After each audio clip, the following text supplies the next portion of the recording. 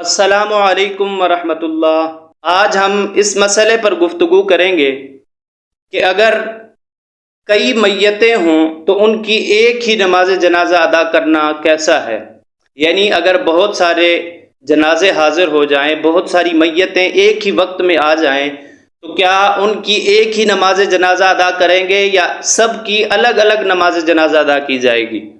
اس مسئلے پر گفتگو کرنے سے پہلے اگر آپ ہمارے چینل پر نئے ہیں تو ہمارے چینل کو ضرور سبسکرائب کریں۔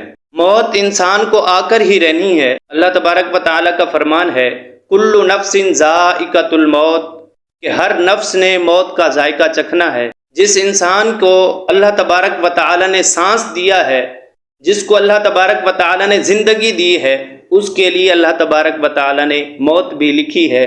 تو جب انسان مر جاتا ہے تو اس کی مغفرت کے لیے نماز جنازہ ادا کی جاتی ہے۔ تو مسئلہ یہ ہے کہ بہت ساری میتیں ایک ساتھ جمع ہو گئیں تو کیا ان کی الگ الگ نماز جنازہ پڑھی جائے گی یا صرف ایک ہی نماز جنازہ کے ساتھ سب کی نماز جنازہ ادا ہو جائے گی؟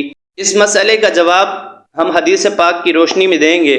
حدیث پاک سماعت فرمائیں، جس کا معنی اور مفہوم یہ ہے کہ حضرت نافع رضی اللہ تعالی عنہ کہتے ہیں کہ حضرت ابن عمر رضی اللہ تعالی عنہ، حضرت عمر رضی اللہ تعالی عنہ کے بیٹے، انہوں نے 9 جنازوں کی ایک ساتھ نماز پڑھائی۔ یعنی ان کے پاس 9 جنازے لائے گئے، 9 میتیں لائیں گئی۔